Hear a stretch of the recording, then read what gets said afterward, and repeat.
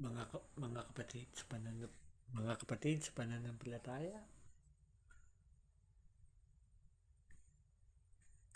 at sa mga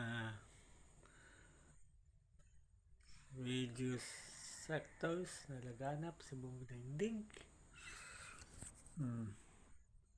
My brothers and sisters in Christ,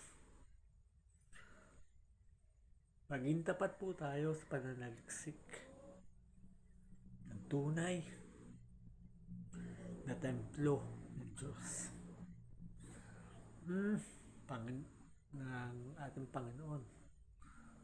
Pangit din po kasing pakinggan na tayo mga ginawa niya na kawangis niya magdidebate tungkol sa religion,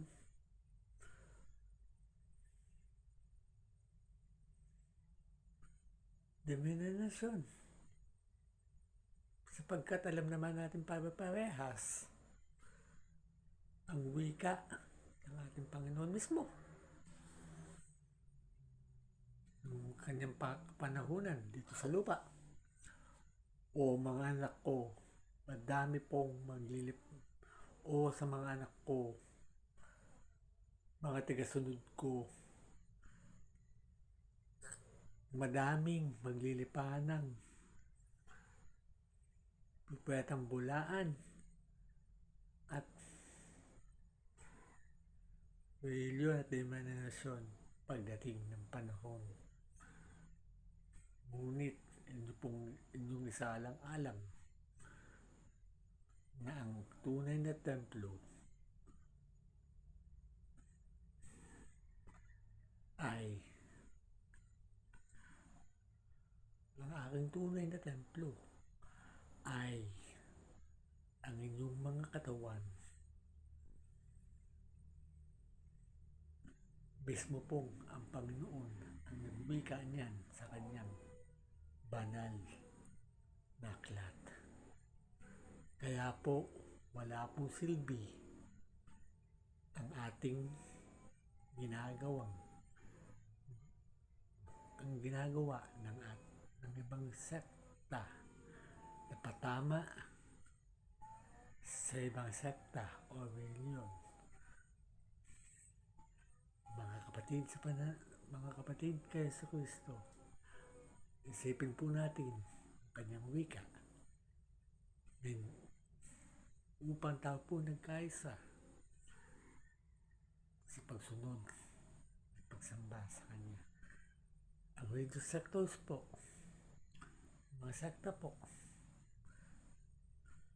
nalaganap sa buong daigdig, alam po nila na isa lang po ang tunay na templo at ang wika ng Panginoon. Ang wika ng Panginoon ay tayo ay kanyang mga alipin, mga anak na hiniyan. Dahil tayo kanyang likhain, ay tayo kanyang ginawang kanyang kawangis. Huwag po naman natin pagdebatihan ang reliyon, denominasyon.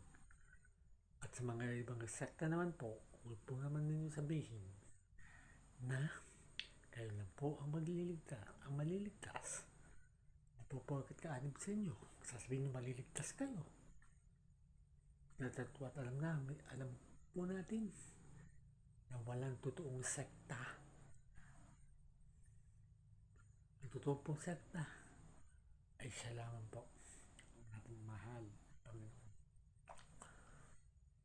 At ang tunay ng templo ng Panginoon ay tayo. Buhay po tayong lahat. Buhay po ang presensya ng ating Panginoon sa ating mga buhay. God bless po. Good evening.